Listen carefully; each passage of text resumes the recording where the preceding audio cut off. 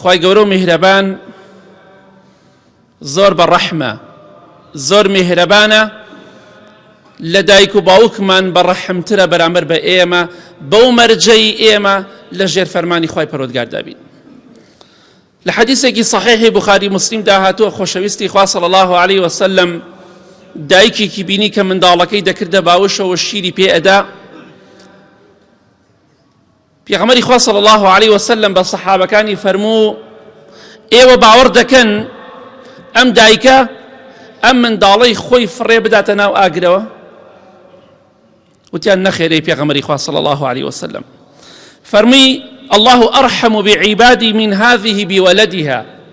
خوای گەورە و میهرەبان زۆر بەڕەحمترە. ئەم دایکە چەندێ ڕەحمی بۆ منداڵەکەی خۆی هەیە، دایک چەندێ ڕەحمی هەیە بۆ منداڵەکەی خۆی، خوای گەورە زۆر زۆر بەڕەحمترە بەرامبەر بە بەندەکانی. بۆی ئیمامی حەمادی کوڕی سەلەمە ڕەحمەتی خوای لێبێ دەفەرمێ وەڵڵاهی ئەگەر من مخەیەر بکرێم لە بین دووشتا پێم بووتێ حەماد دایک و باوکت محاسبەت بکەن یا خوای گەورە محاسبەت بکە، وەڵڵاهی محاسبەی خوا هەڵدەبژێرم، لێپرسینەوەی خوای گەورە هەڵدەبژێرم، چونکە دڵنیام خوا لە دایک و باوکم بەڕەحمترە بەرامبەر بە من. والله لا يلقي الله حبيبه في النار.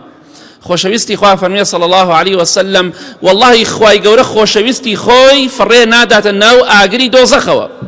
بۆیە ئەگەر ئێمە ڕەحم بە نەفسی خۆمان بکەین لە ژێر فەرمانی خوا پێغەمبەری خوا دابین صلى الله عليه وسلم، خواي گەورە زۆر بەڕەحمترە لە دایک و باوکمان بۆمان. تۆ گومانت لەوەدا هەیە گە دایک و باوکت محاسبەت بکەن بتکوژن، فڕێت بە ناو ئاگرەوە، سزای قورست بدەن؟ نەخێر، دەخوای گەورە زۆر بەڕەحمترە لە دایک و باوکمان. ئەوە ڕەحمی خوای گەورەیە.